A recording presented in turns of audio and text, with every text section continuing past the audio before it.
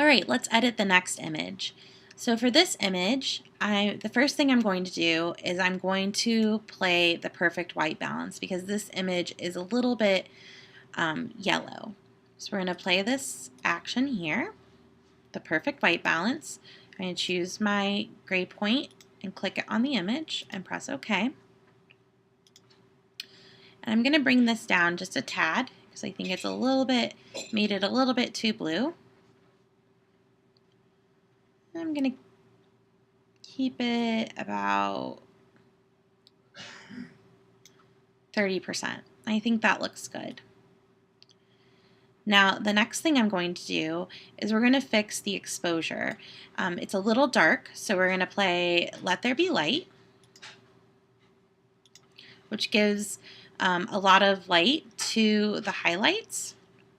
It's a little bit too strong on this side of the image, so I'm going to take my brush, I'm going to make it black, and I'm just going to brush lightly over this end of the image. Now the next thing I'm going to do is I'm going to press the brighten midtones, which is going to give a little bit more brightness to the image, and I think that looks good. And now I just want to bring some contrast to the actual product in the image. So since I don't want this, I'm going to go ahead and play contrast boost here.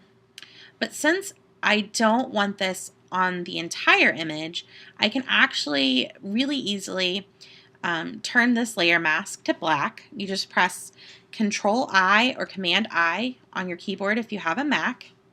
I'm going to make my brush color white by pressing X on my keyboard, and I'm just going at 100% opacity. I'm going to brush over just this product, which is giving the product a lot of pop. Now I want to get rid of some of the shadowy areas in the image. I'm just going to lighten them a bit by playing the Paint Off Shadows action. And I'm going to bring my brush back down to 20% opacity. And again, there is a neat little shortcut on your keyboard. Just pressing the numbers across the top of your keyboard. 1 is 10%, 2 is 20%, 0 brings you back up to 100%, and so on.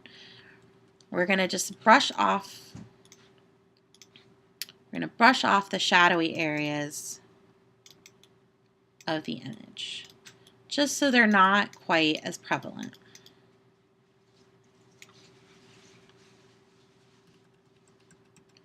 And this whole area on this side is a little shadowy, so we're just going to brush over it a little bit as well.